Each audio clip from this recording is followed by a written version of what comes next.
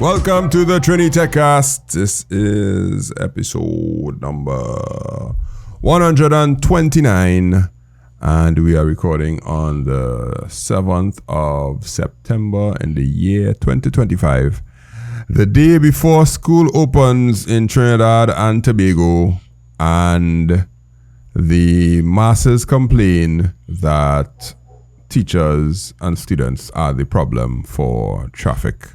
And I mean, it's not a complaint, it's a fact. Wait, I went through traffic during the holidays too. I was driving places and I was like, oh, come on, how come there's so much cars on the road? Us folks that come from the east, anytime you had to come into Port of Spain, you just ask yourself some hard questions. Anytime you had to come into Port of Spain after 8 o'clock, you ask yourself, how, why, when, who, what, where? But yeah, I am the cause of your traffic, and I am unapologetic about it because I am excited to go back to school tomorrow. My name is Ajay Charles from at Make It Simple TT. What? Look at your face like, damn, you hate them teachers and them who want to go back to school. Yeah, my co-host is Akeem there, Redbit_Tech, and other co-host Diversity Hire. Long time I didn't get to see that. Michaela Noel, and we're here, and to discuss technology. Glad to have you locked on. Apparently, we have new listeners because we have 46 subscribers on YouTube. Somehow we went from we had 100%, 50% in. I don't know. However, we went from 23 to 46. So I don't know if it's bots or if it's like I think it's click farms. But yeah, when I looked through the subscribers, they were actually human beings. And some of them had other videos and things. And normally, I'll tell you this, right? I'll tell you why this is techie for me for the week before we go into Oleon. Normally, we just get one set of weird people like going through content marketing agencies or whatnot saying that they want to be on the podcast, right? So this random person from Finland, another person from this, and it's basically a bio of them and saying, they'll be good for the podcast. But this week, an actual human being from the Caribbean used the contact form on our website, which normally the contact form is for like students and things, to let us know that they're interested in being on the podcast. And they actually have a technology company and they work in Jamaica and we would be good. And they even gave me the things that will be good to talk about. Here's the website. Let me know if you're interested. I've watched many of your episodes. I love how Akeem does this. Michaela is always be afraid of using technology for a technology person. All kind of thing. And I was like, oh, wait, you're a real human being person. Yeah. So I actually reached out to them on WhatsApp and had a conversation. So we'll probably talk to them sometime next week after. I don't know. I have a lot of people who on the interview slate right now. I was like, hey, look at that. They know we exist. Yeah. Okay, cool. All right, yeah, that's me. Nothing else techie happened for the week besides me teaching teachers about AI and using AI tools in teaching, which I am going to crush it tomorrow. Sorry. Yeah. Very nice. I don't think I did anything techie this week, The only thing techie that happened was Hollow Knight Silk Song finally came out after like 6 or 8 years. What is happening right now? What is Hollow Knight? What? It's a game. Hollow Knight is a game. It's a game that took forever I think I saw to come out. Hollow Knight's Silk Song? Yes. Go ahead, keep talking. Not me Googling right now. Someday I saw it was like trending on Twitter. I was like, what is this? And I was like, okay. Yeah, so when it released, it crashed. It crashed the Steam store, the Epic store, the Nintendo store, and I think one or two other stores for a good 2-3 hours. Because everyone was trying to buy the game. Okay. How this get so popular and what because I'm watching it here and I'm watching some gameplay and I'm kind of thing. It's like that kind of cell shaded kind of vibe.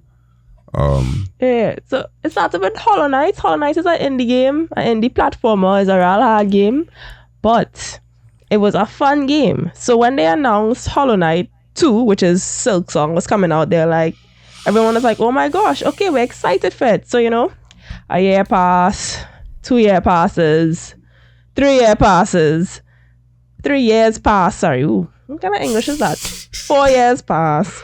And like they're getting like 1 or 2 updates from Team Cherry. So Team Cherry is the game development studio. It's 3 people. So Team Cherry is like, yeah, it coming soon. So basically on the Silk Song Reddit, it basically became a meme Reddit of like believers and non-believers. Yeah. So people used to make like memes and thing about believing that Silk Song coming or like falling for any scams like, hey, oh, there's Silk Song coming, ha, JK.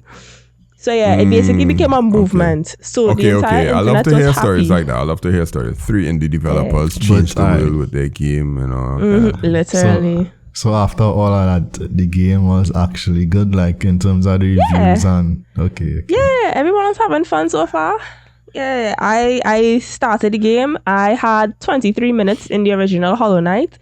I also have 23 minutes in Silk Song, so I realized 23 minutes is my cutoff point for Hollow Knight before I get pissed and just rage quit. It's not for me. Before you peel the mouse at the screen. But it's a hard game. I don't like games that like too like. What happened to me? I think I too old to play games like that. It's like thank you. Like I'm using my good time to relax, not to struggle. That's when I was younger and it's like, okay, nothing else to do with your time. You could try and beat this hard game. It's like now I just watch Elden Ring and I was be like, I'll see the reviews but then I was be like, I'm not gonna stress myself out to play that game. That makes sense. Interesting. All right, cool. Yeah, Aki, what you do? Anything? You just prepare for school? Prepare for school. I don't know if you count this as techie, but I was telling you all I'm back on Instagram, but not like doing videos. No, and stuff, that count as techie, that's just being a user. Yeah, but actually creating videos and like I had to use my laptop to edit something. So right. Okay. You dust off that Final Cut Pro, boy. Yeah, I ain't reached that far yet. I ain't reached so professional yet. It's still still in the Canva. Okay. Now Canva doing plenty these days. Plenty these days. So you could get something good out of there. Yeah. All right. Well, someday you will share with us the new handle to let us know what your new business venture is that you've been working on for all of this time, because we've heard the stories, we've pieced it together. Anytime you're using Udo, like you're doing something by yourself. Yeah. And that's fun. Soon, within this month, yeah. All right. Well, let me see what we're talking about today. In today's episode, we are going to break down where we can get tech investment in the Caribbean. Apparently, there's a place that is actually legitimately investing and doing the same things that we hear about the States and angel investors and first round funding and second round and all that kind of thing. There's a place. So we'll talk about that. I have a link. Amazon 2-day shipping in the Caribbean? Maybe not. Like the youths these days, they say something and then they say question mark. So Amazon 2-day shipping in the Caribbean, question mark. And watch me, like I'll just let you know that they won't put the actual question mark, they'll write the word question mark. And in the group chat, I was like, what? Okay, no problem. No problem at all. You kids, yeah. And the White House tech meeting, was it kissing the ring? Did you all see the large, King's table where everybody was sitting down talking about how much money they're investing in the US and thing? I saw something with Zuckerberg. I'll show you the video. With the hot mic or something. But yeah. We'll talk about it. It's quite interesting. Alright, so let's go to the first one. Investing in technology in the Caribbean. Do you have a app idea or a startup that you want to run but bootstrapping it, just taking too much money. Let's see what the Caribbean has for us. Right now you're listening to Training TechCast, and more than likely you know that I love technology a lot, but more so I love teaching technology. I'm a CSEC IT and CAPE Computer Science and IT teacher, and I have classes that are available. So if you know anyone, any student that's looking for quality CAPE Computer Science or CSEC IT classes, you can check us out 308-8799 on WhatsApp or makeitsimplett.com/register. You can get classes, notes, recordings, IA, SBA help, everything that you could think of. That will get you that one in CSEC IT. So you can check us out. Alright, so it originally found this on a Guardian article. It was named Regional Tech Startups Have a New Champion. And I was like, who championing tech in the Caribbean? Doesn't make sense to me. However, there is a place called... this is by Andrea Perez Sobas, senior reporter for The Guardian. For decades, the Caribbean has exported its brightest minds and most promising startups to foreign jurisdictions. Basically meaning people just go to the States and if people go to wherever if they want to to make it in tech. However, there is a accelerator company that kind of has a Caribbean arm. And the name of the place is called Founder Institute Caribbean, a regional chapter for the world's largest pre-seed startup accelerator, which is backed by a global network that spans over 100 countries and more than 200 cities. The Caribbean chapter aims to build high-growth, globally investable companies without forcing them to leave the region. And that's usually the brain drain issue that we have, right? So they already have startups from Trinidad and Tobago, Barbados, Jamaica, Dominican Republic, Puerto Rico, Colombia. And their goal is basically to create a regional innovation ecosystem that can rival those in Latin America and Southeast Asia. And bring foreign investment directly to Caribbean economies rather than extracting it. And we know that's possible because there are plenty of people in the Caribbean who could do stuff and they could code and all those different things. So this is the actual website here, Caribbean. Meet Silicon Valley, build an innovative startup. So you have to apply to the cohort, and there's an entrance fee of $399 US. It's our entrance fee? Yeah, well, because to get the funding, you have to show that you're serious now, and you have to show that you're willing to put money behind. Well, we'll talk about it just now. Anyhow, so what you get is you get a support network with mentors and founders, and you get... you do something called sprints, and you have some sort of process where you have to do things. But here's the part. Less than 40% of the founders make it through the program because we challenge you every step of the way. And then when you finish, you get fast-tracked, and you get to go before investors, and then the investors will start to give you angel funding and seed funding and all those kind of things, which is basically what Y Combinator and those kind of... Well, I don't know any others besides Y Combinator. Y Combinators do the same thing. You have to apply to Y Combinator. You have to tell them, hey, I'm serious about this. Here is my pitch. I'm willing to work on this day and night to iterate on it and follow whatever procedures they'll tell me to do. I'll talk to whatever mentors all you want, and then just get me in the room with the rich people. And I promise you they will invest. So that's what I got from the article. The Guardian article kind of explains it a lot more. Well, it says a lot more, but the link will be in the show notes. But you think we have a chance? You think we have a chance? Because we always saying tech is democratized and anybody could get into tech and do tech. But usually our problem was we don't have the kind of investment backing and that kind of ecosystem of funding now. What do you think? I don't know because... I don't know if they have the money for it. Don't know if who have the money for it. The persons who would be interested in the program. Well, the people are... I mean, $399 or you mean what? US, To get to rustle up $400 US? Yeah. If you serious about your thing, you go on empty out that unit trust and shoot your shot. That is what the Americans and Europeans and those other things will do. They will basically pack up their life for their dream and go to Silicon Valley and build this thing. But like this, that's one thing, right? In terms of packing up and the expenses to get there. But for Y Combinator and those things, I don't think you have to pay an entrance fee. So that part of it song kind of like, if it's really like angel investing, I had to pay you to invest in my company. I'm not saying it's this, but it sound like, them people just tell you win $100 billion, but you need to send this money first before I can get the money.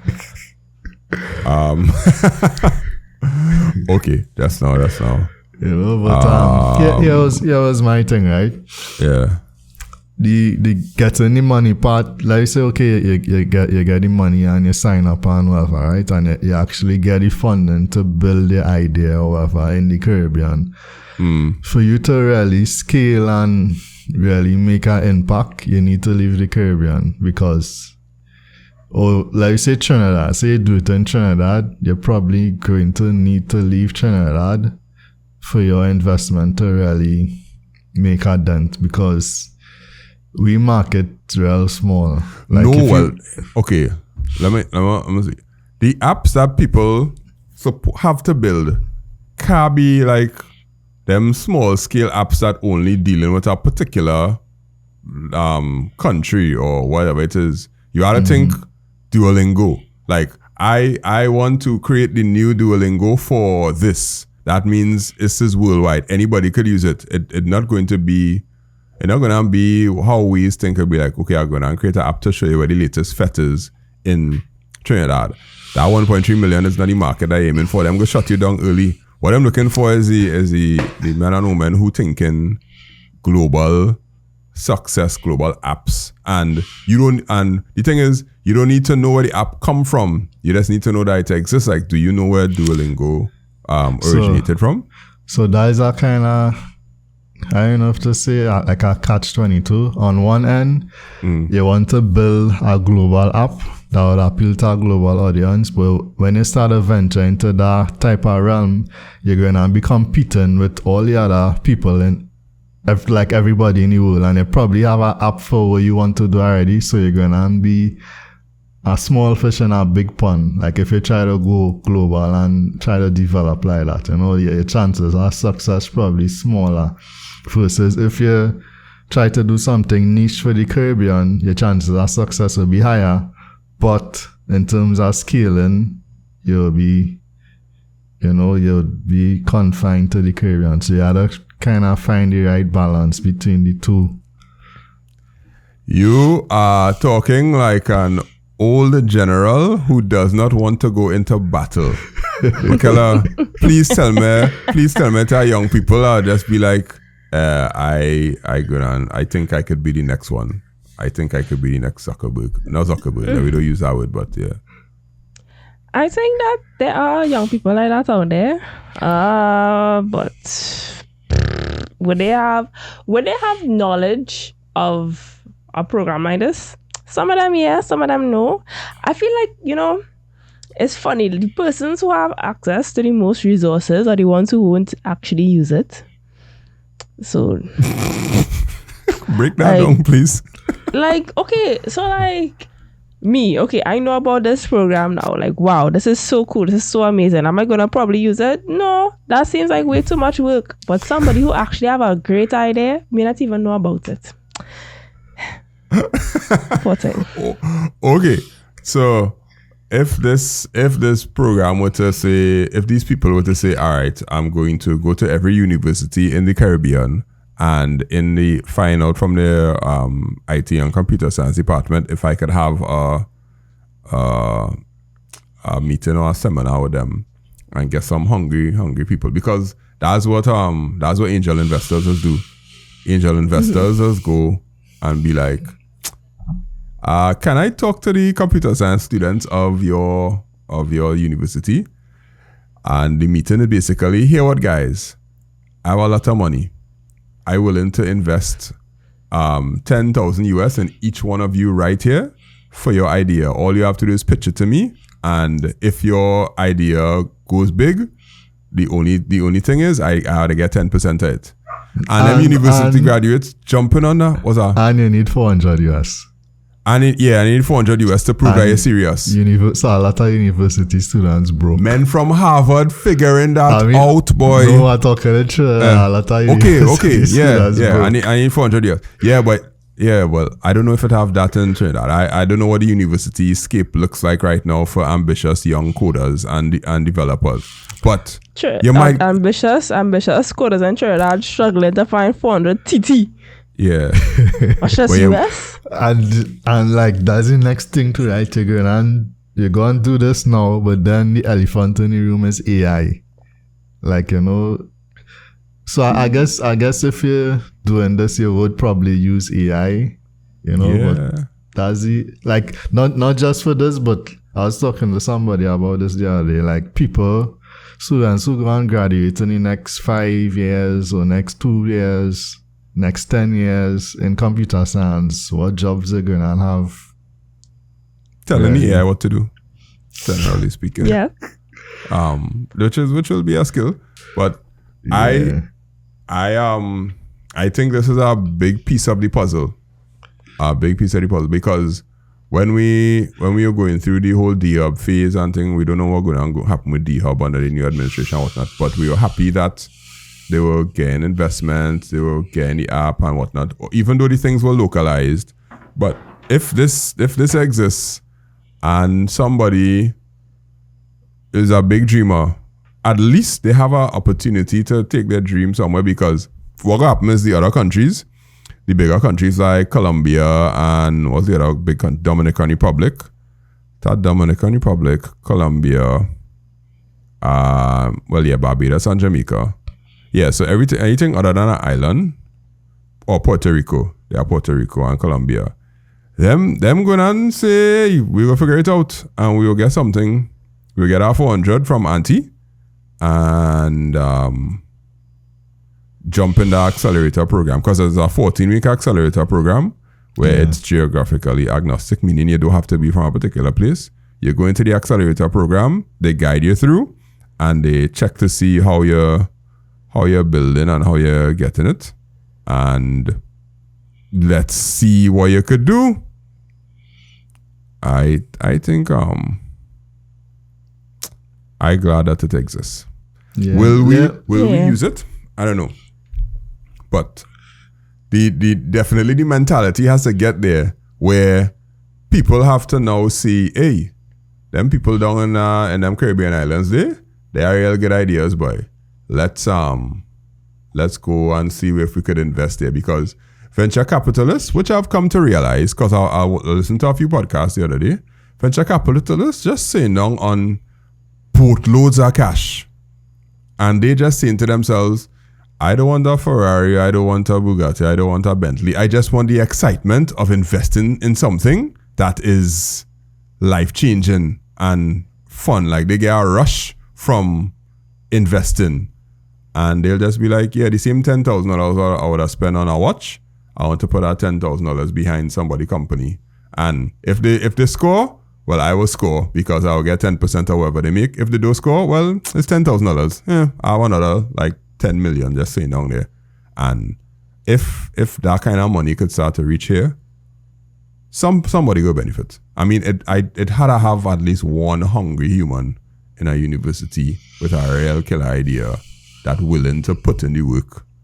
And so that's the thing too. You need that right combination. Somebody that real hungry, that the ability to execute, that the right mindset, and that the right people around them. So that's a kind of Goldilocks situation. Okay. Yeah. There's this website called, it was named ChatCXC before, but it's now like named Caribbean AI. I know That is a 17-year-old youth man who just finished, who was in Form 6 at the point in time, and he was like, let me see if I can create an AI that will do the past papers. And homeboy was real hungry, and he figured it out, and he do it, and he built the website, he went through wherever he had to go through and all them kind of things. Imagine if he get an angel investor that come and say, I see what you're doing there. I see how hungry you are. How does 100,000 US song? Tell me what you could do with that. And I'll guide you. And they're like, okay, here, go in this accelerator program.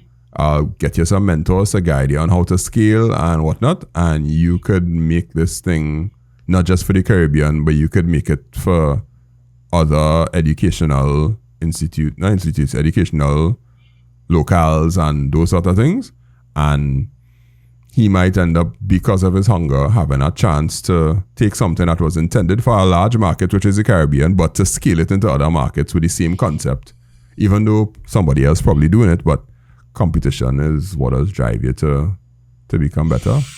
Worst case scenario, he wastes the 100,000 US and the investor say, well, it was a good run, but best case scenario, he end up having $1 million, billion dollar company that he had the most shares in, or that he could sell. Yeah. I don't know. I torn between. I'm like thinking, this is a real good idea. Like if something like this was around, I ain't gonna lie, if something like this was around when I was that age, early 20s, I'd be all up in this. Cause I used to be all up in all them. Code Sprint and Google Start. I used to be all up in them. So it's a real good thing. But as I say, my experience in them things probably. You get burned. Probably burned a little bit. But boy get burned and so I torn between is a real good thing, and also like what you say there, right? If you're going and scale something like that, it have a lot of things exactly like that out there already, that catering for big universities, catering for schools in the UK, incorporating AI into stuff. So That is one example, but the real things to disrupt still, and you could disrupt.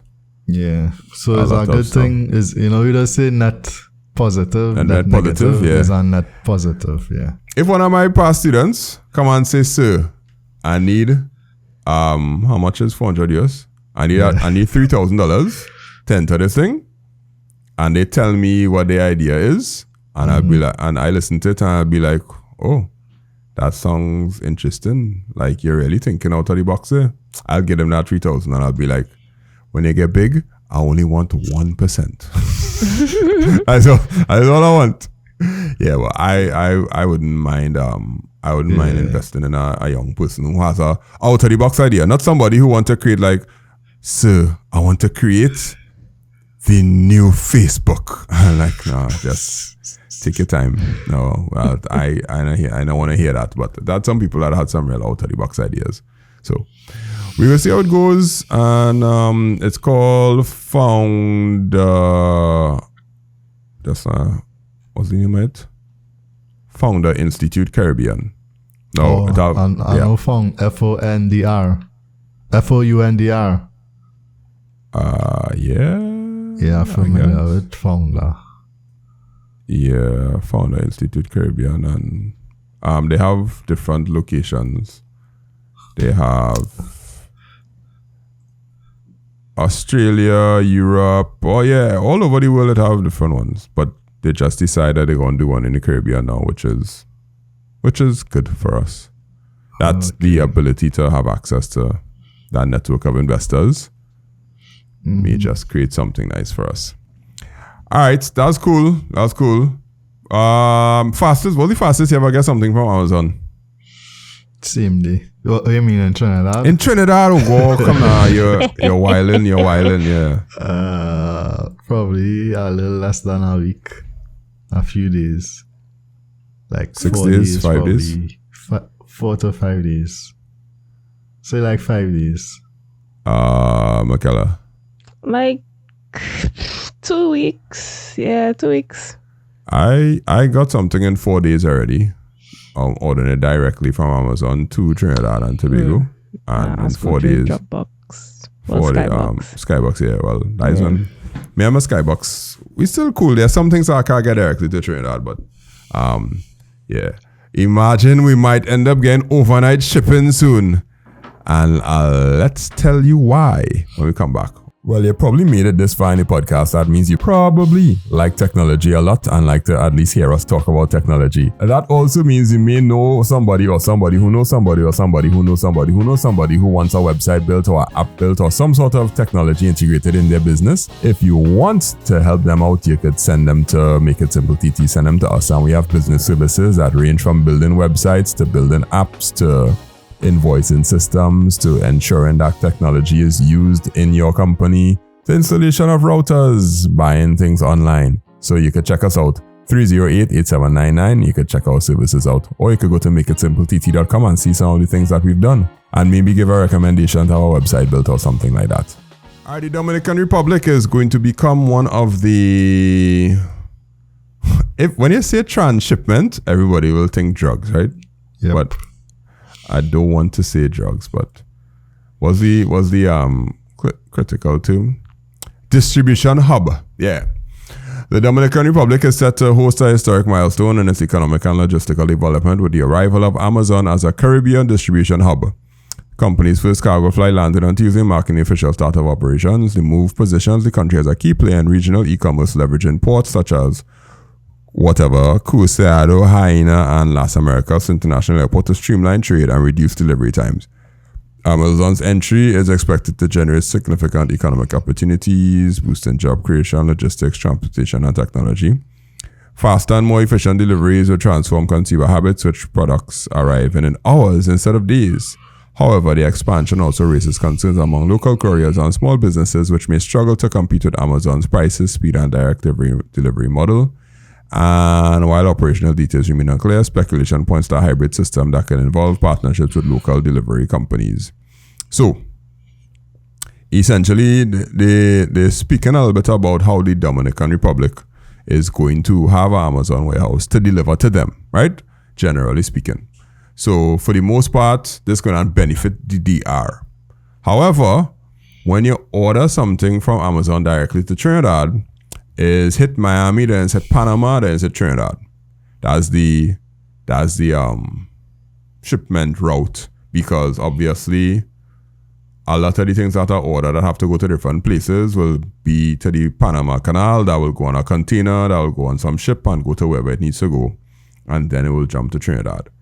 The drive or the flight from Miami to Panama is like 2 days, and then once I reach Panama, it's like 2 days after that, you get it. And that's after they ship it out. So they might take 2 days to ship it out, then it's like 4 days after that. So generally speaking, if you order directly from Amazon, you're looking at like 7 days sometimes. Although I did get something in 4 days. Once maybe I caught the correct flight. However, now, they'll just be like, oh, we'll just fly it from Miami down to the Dominican Republic, and then the Dominican Republic will distribute to wherever the Caribbean is. So that could help us a lot, but it could also become a little technical because it's now coming from the DR. The Dominican Republic is still a part of, Cuba is a part of the United States? Dominican Republic is? No, it's Puerto Rico. Puerto Rico. Oh. Yeah. So what about Dominican Republic? That's the one that have Haiti next to it? Yes. Yeah. Yeah, like it's one big island, but it has Dominican Republic and Haiti. Hispaniola. Hispaniola is right, yeah. Well, yeah, I wasn't too big on geography. Geography, yeah. I can't remember my geography teacher. Whoa, yeah, that's bad. Yeah. So, yeah, if they use it as a transshipment point or delivery point or distribution point, it could speed up things for us in the rest of the Caribbean. You would be excited to hear that, even if you had to pay a little extra for Prime. I refuse to pay for Prime. I will wait the 80 million days for Amazon to ship it for free. Wait. That's what I do. You don't have Prime? I don't have Prime either. I just only get Prime like when I travel and I'm up there. That's the only time I get Prime. Other than that. Okay, and when I get Prime, I just always look to try and get the free trial. It's been called the free trial and you create a different email address each time. Yeah, sometimes just come back around like if you wait long enough without ordering something. Whoa, you've been hacking the system. Yeah, I have Prime because business. But to get overnight shipping, I have had so many instances where I wanted something very badly. I needed to get it. And I was like, okay, do I order it now and get it next week? Or do I not order it and I go to the mall in 3 days hoping that I get it?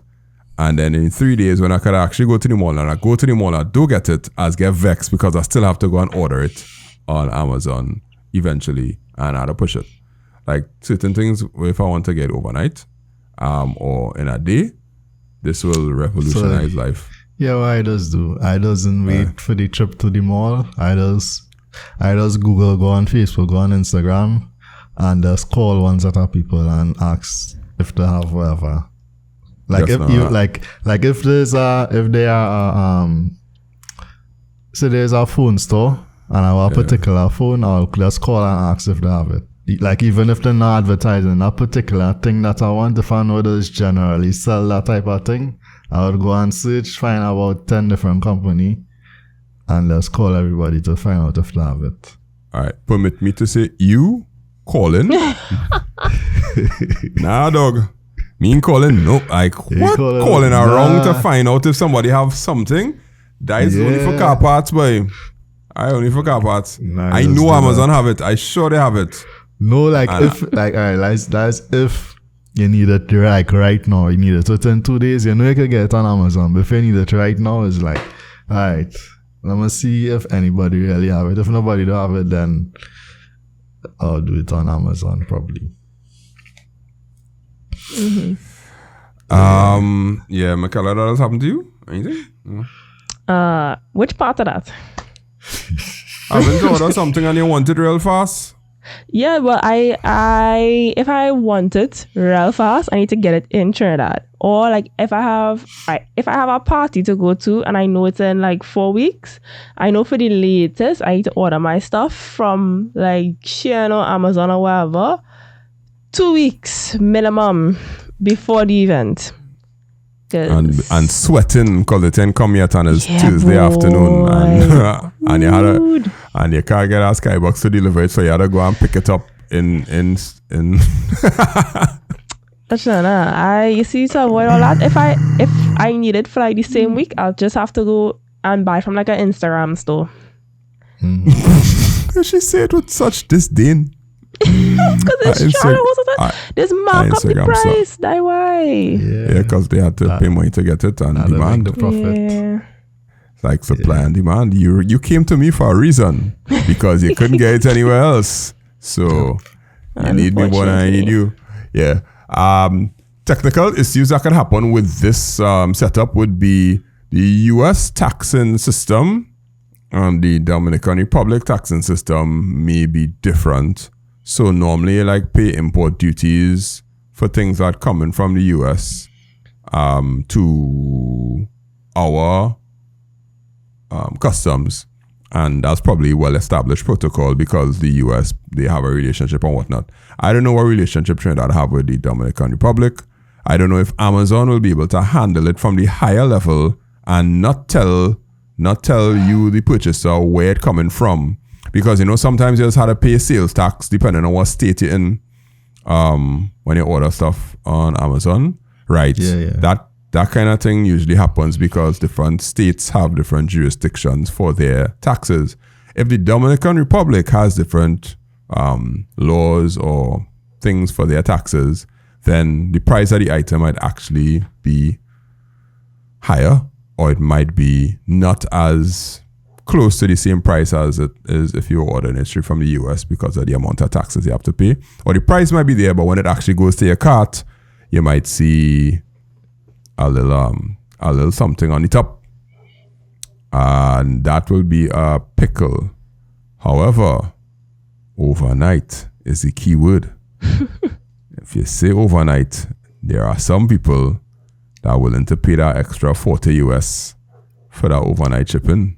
Not me, partner. I'm not paying $40. See, I'm not paying $40 for the item. Anytime I see shipping, like even $5 shipping, I'll be like, nah, I'm not buying that. I go on the free, I don't pay shipping free based on option, say principle. 2 weeks.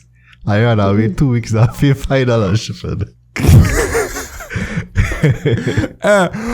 All the reactions, real, like, animated about this paying money for shipping thing, boy.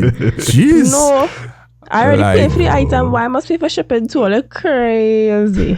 Because a van has to drive. I don't care. Incorporate it in your original cost. Oh my goodness. Yeah, I checking out and I seen $5, $10 for shipping. I just be like, nah, I'll find our next seller or our next item. Or look for free shipping.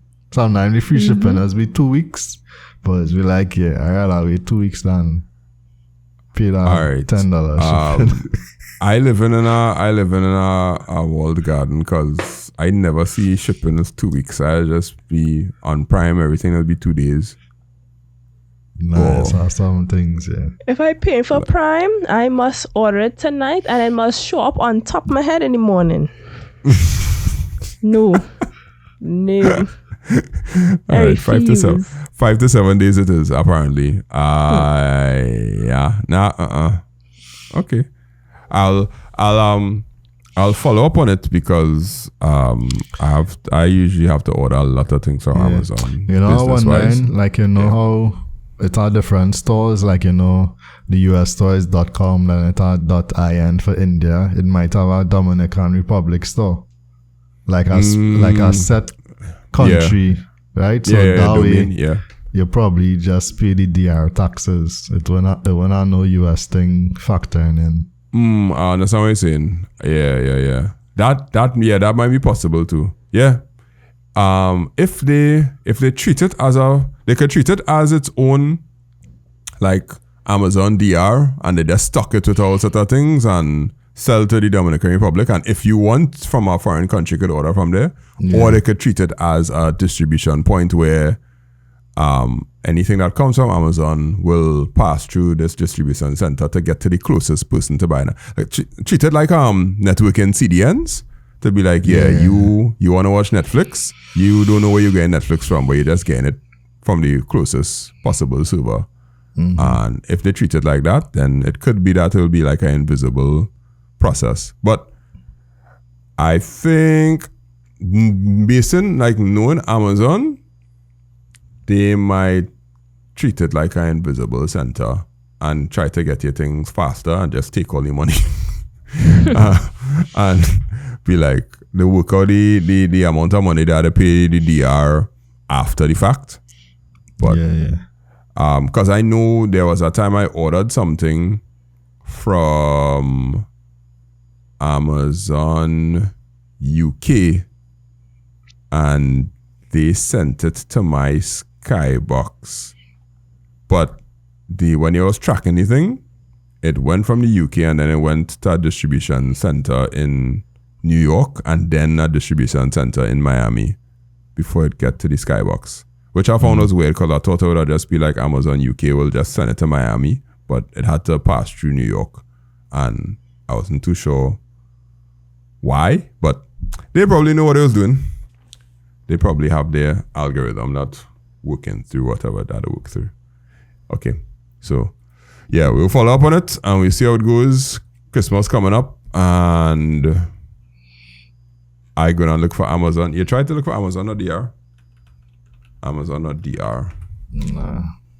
Nope. They just have D. That is their suffix?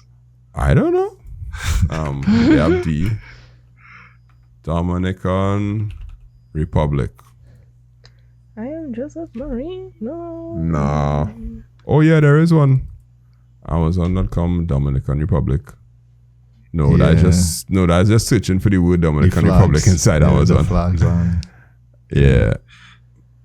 That's crazy. Nah. Yeah, if we see the domain come up, then we will know. But if not, it's cool. Yeah, they don't have it. All right. Cool. All right. So, all of the big tech CEOs were invited to a dinner with Donald Trump. The only person that was missing was guess who? Musk. His good friend Elon, yes. His good friend Elon was not there. Yeah. Let me talk about this because we ought to do that's the international story.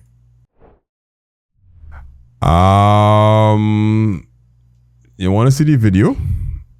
Yeah, because the video is the killer part. I'll find it for you. I need to find out a video that's short. Okay, I think this one will work. Yeah.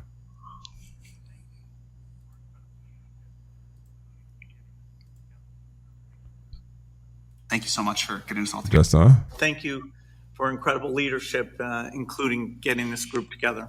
Thank you, Bill. That was very nice. Thank you so much for getting us all together. And thank you for being such a pro-business, pro-innovation president. It's a very refreshing change.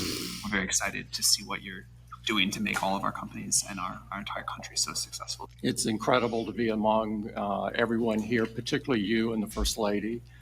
I've always enjoyed having dinner and interacting.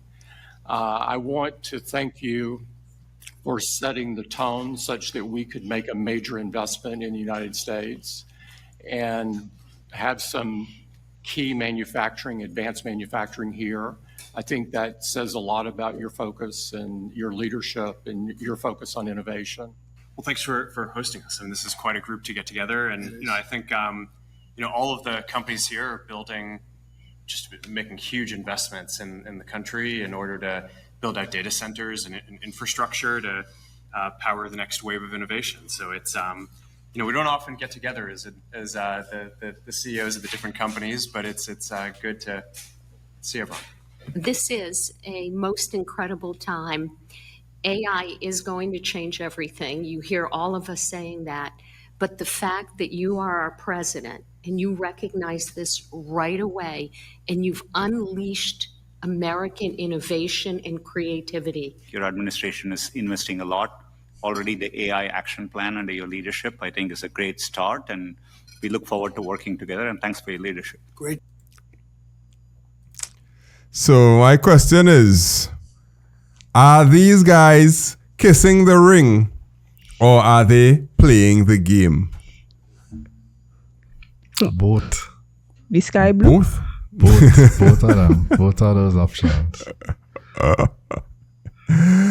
Yeah. Another part of the video where they were talking about how much are you invested, and next one was like, we're investing 600 million, we're investing 250 million, and he just basically asking them to say how much money they investing out loud, and just kind of like cloud chase the amount of money that being invested, and it was very disturbing for most people. I already stopped reading comments, but I went in the comments for that one, and I was just like, people are just like, wow, these tech CEOs are so, they brown-nosing, all kind of thing, and whatever it is.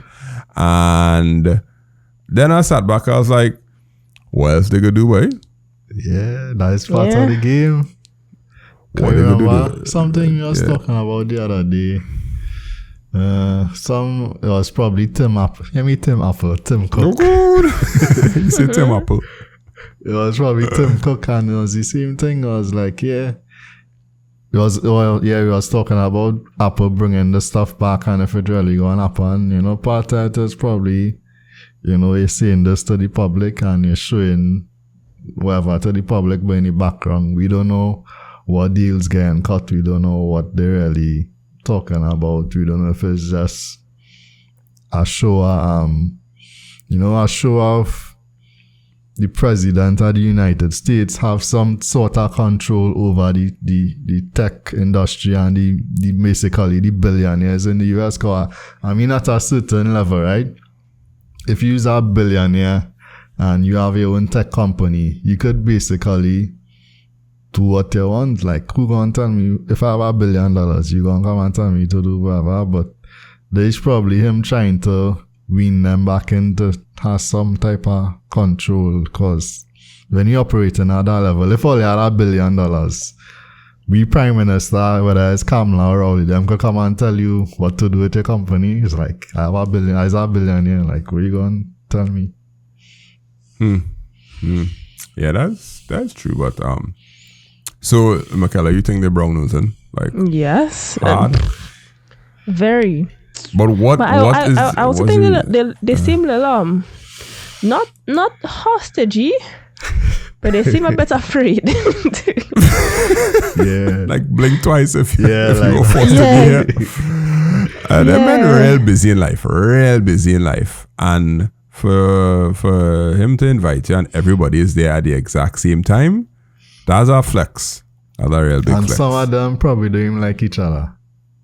Of They don't course. even get along. And I mean, they get a call from the president, whether or not people like Trump, is still the president of the United Yeah, to States. show up. Yeah. But you Well, just say that them filthy rich, they don't have to show up to nothing. Yeah, What but will happen? Oh no, they'll get a lawsuit. They'll get yeah, investigated. the way he's not a typical president, and if in the sense that some people would be real politically correct, and he not like that. He would probably come after you. So let me get to the elephant in the room, or the elephant that wasn't in the room. Elon was not there. Yeah. Elon is the CEO of Tesla, SpaceX, and what's the other one? XAI. Yeah, XAI, yeah. X and XAI, yeah. Him not being there is a direct sign of the fractured relationship between Donald Trump and him, because I no way you could have the CEO of Oracle and thing there and Elon not there, right? What play does Elon have right now? Because he went to for lack of a better word, went to bed with Trump, didn't work out as we expected, and now he is in a position where he has so many companies that the US depends on, or is going to depend on, for a lot of things. So he have power because SpaceX, NASA and them, they looking forward to using them SpaceX reusable rockets. The EV industry would be nothing without Tesla right now. So he has XAI, well, not too much, but he has real power. What do you think Elon next play is, since he wasn't invited to this? To throw a tantrum to get attention. I mean, But that's normal. so I don't think Elon was expecting to get invited just because of how the relationship with Trump ended up and the things he say. He basically called Trump, what did they say, a PDF. He basically called him the P word or whatever, right? Yeah. So, or at least involved in some way with the whole Epstein thing and whatever. So I don't think he was expecting to be called back in or whatever. But now probably just play off as it is. They'll keep the distance, but as I said, Elon high contracts and the government need him. But if I was Trump, I wasn't inviting him back either. After what he say, all that he say. Yeah, but what about Trump? What Trump say? Trump threatened to deport him. Nobody does remember what Trump say because Elon's own does be so memorable. Yeah, Trump threatened to deport him and take out the contracts. And You tend to forget what Donald Trump say because you just be like, it's another thing that he said. He has desensitized the media to atrocities in statements, in political statements. Nobody cares anymore because that's his goal. And well, I don't know if that's his goal. Sorry, that's his MO, which is clickbait, control the media cycle and say what you want to say say what outrageous thing you want to say so that people don't have time to even do real journalism. The man was in Hollywood and had his own TV show, so he know the media and that type of. The thing about the serious thing about the tech meeting is that all of them say they will invest in things through 2028. How much money are you going to invest in the next 4 years? How much are you going to invest in the next how much years? What now? But all of them just had these kind of plans up to 2028, because whenever politics and the largest industry in our country meet, you're going to get a kind of control, power, shift, fight kind of vibes, because men going to realize, okay, we have a lot of power inside here, therefore the politicians are going to want to control us. However, the politicians will be like, hey, these people can have so much power, we're going to have to exercise control on them. And what politicians could do is they could create laws to make your business hard. And what the tech execs could do could be like, I don't care what you say, I'll move my business out of this country and you will lose all of my money. So that kind of power struggle inside there, I feel that right now, Donald Trump has the upper hand. Yeah, like what you say there, right? The last thing I say in terms of I will move my business outside of your country, tariffs. Yeah. His counteraction to that was like, okay, tariffs.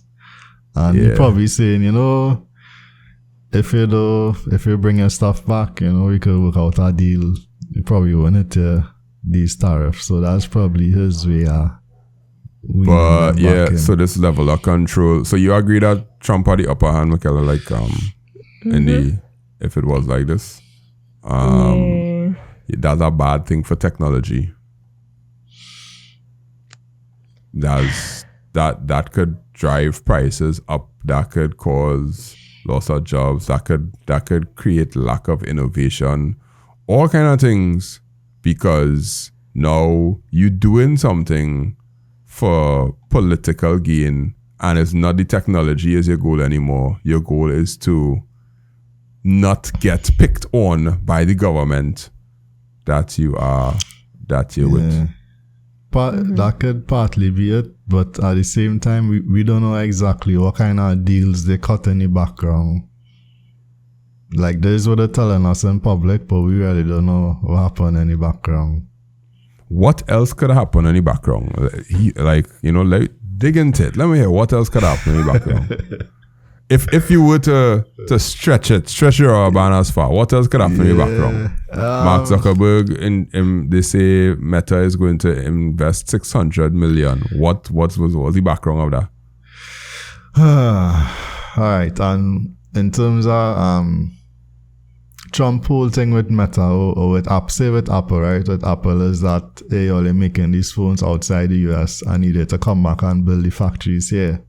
Yeah. And then Tim say, we're gonna bring it back in 4 years. Look, this money, we're gonna invest this money. But how is that money going to be cash? Like a cash investment? Is the investment going to be some other type of investment? Is it going to be infrastructure? So it might necessarily be a cash investment. It could be that, I don't know, the providing some service to the government or something like that. Let me see if I can put the question as simple. Who had the biggest headache? Trump or the CEO? The CEOs. And that's the part that I worried about. Yeah. Because their biggest headache is to try to now do business a different way and keep consistency of their product in an environment that is not conducive to them. Because Trump have a headache, the government have a headache, which is, okay, we have to provide these people with land and favorable taxes and favorable this and favorable that for them to do their business properly. But as much as they could do, it will never be as favorable as a low labor market and high turnover and them kind of thing. It'll never be like that. So, like the headache. some of this had to do with some geopolitics too, in terms of the supposed dependency on China, like in the technology space, is a good thing in terms of business and manufacturing. I think is a good thing to, cause I mean you have better profits because your margins or your cost to actually develop the things will be lower, so your profit margins will be higher from a business standpoint. China is a real good thing, but from a national security for the US or a military standpoint or a cyber warfare standpoint, China is one of the biggest competitors. I'm not sure I would say enemy, but it's one of the biggest threats in terms of that side of things. So politically, is not a good look to align so closely, to be so dependent on, because as it is now, say all the tech and technology that you need for your military, for your fighter jets, your submarines, your nuclear stuff, all them things were being developed in China. But at the same time, you developing all this military stuff to be able to protect yourself from China. So part of your supply chain coming from China, so it's probably trying to build that capacity. That is physical stuff. So that's basically Apple and any phone manufacturing thing. But what Google, Oracle, Facebook, all of them have to do with that? Them are no supply chain to worry about. They basically just harvesting data from the people's social interactions and using AI and all them kind of things. Like they're gonna build data centers and all of that other stuff, right? Why? What is the gain for Facebook spending a whole set of money to build data centers in the US when they could have built the data centers in other places and nothing different would take place besides it just had to pass through a few more routers to get to the destination it had to go to? Like the data-driven companies like Oracle and all them, they really don't have no. You are. I mean, for politics, it will look better if the money staying in the US, because they have a big $1 trillion deficit or whatever. So if it could be like, hey, we get this company to put $6 billion, $5 billion, $600 million, and that money going straight back into the US versus being used to develop something in Ireland or Scotland or somewhere else. So politically, it will look good. All right, so my end view is that these tech companies will be forced to do things in the US, and it will be very hard for them to get it done. And at some point in time, the consumers and users will have to feel the pain that they would have felt or they have felt for kissing the ring. It'll have to pass on somehow. Yeah. And I don't know how, but in the next 4 years, Facebook building a data center in the States ain't really good and help the final product that is, because them men trying to get the bottom line any higher. They're trying to get the bottom line lower. And by doing this, they're going to be pushing the bottom line higher. In order to get the bottom line lower, guess who has to take the licks? The consumer. Yeah. The people. So get ready for your $1,500 iPhone. Yeah, boy. I trying to buy a new phone and I was looking at a new Pixel and I'm like, $1,500 for this new Pixel. Makes no sense. $1,500? Yes. Wow, I love it so much. No. The Pro. The basic one is $799. Yeah. Wow. But no expandable storage. Google planning to regulate side loading within the next year. So the two reasons I'm on Android are basically going. So I'm going back to Apple full time. Get iPhone, yeah. Yeah, that makes sense. The side loading just has to be done by a registered developer. So which combats piracy. No. A random person can just create a APK and create and you install it. It'll have to be made by a developer, but you could create a developer account. Somebody do a kind of breakdown of it, and it's like you're creating a developer account is not that hard for Google, and once it's signed with the keys, it will be installable. So it just, generally speaking, it's trying to prevent viruses. So like, when you go on the websites and they tell you, click here to download the APK, and you download the APK and they warn you that it's bad. Yeah, that is basically rogue people creating viruses. So, yeah, I am up. I go on get next Pixel whenever I buy a new phone. Not right now,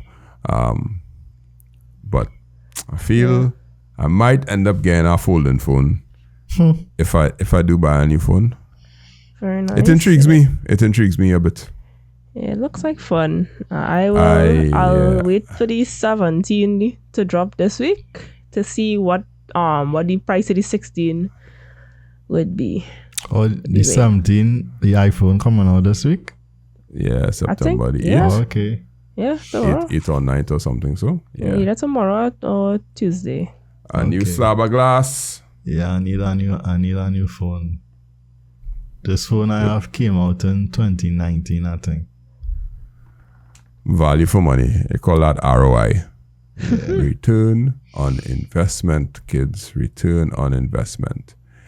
All right, that's it there for today. Let's wrap up this one. We went through angel investors, tech investment in the Caribbean with what we knew as Founders Incorporated or Institute. Founders Institute Caribbean. We evaluated a little bit about the Dominican Republic 2-day shipping. Well, shipping in the Caribbean for Amazon could look like because of the Dominican Republic becoming a shipment center. And the White House tech meeting, kissing the ring, and the ramifications that will come out of it. McKellar says they're brown-nosing because McKellar is right. But if you don't learn to dance, you can't go on the dance floor. That, you could quote me on that. Yeah. So you had to dance with him. That's all, folks. My name is Andre Charles from @MakeItSimpleTT, @TriniTechCast. All the brand new subscribers on YouTube, you more than likely don't even reach this far in the video based on the analytics, but glad to have you. Folks that listen on Spotify and Apple Podcasts and all of the other podcast catchers, you almost 100 people, or maybe more than 100 that I don't know about. Hi. Glad to have you. If you are a tech person and you want to be on the podcast, we're open for business. I wouldn't mind talking to tech people from Trinidad and Tobago. Or the Caribbean. Yeah, and the Caribbean, not all the Caribbean. Yeah, and the Caribbean. Because, hey, we're here for y'all. We're here for everybody. All right, that's me, co-host number 1. Yeah, I came there from from TriniTechCast. You could find me here. It's most likely the only place you would find me online. Soon to be some other place, but we'll get. No, I'm not showing my face. There's the only place you go and see me showing my face online. Nowhere else. No, I'm going to create a faceless YouTube channel and make millions. Yeah, be a VTuber. I want to do that. I want to create a faceless YouTube channel. Maybe I do have one already. You never know. Yeah. All right, cool. Yeah, Makala. Yes. Kala_Noel. You can find me here and on my Instagram page and on LinkedIn. Yeah, that's about it. Well, that's good to know. I tell you, we'll see you all next week. Will it be an interview? Will we be talking? You never know. Just tune in for another episode of the TriniTechCast. Bye.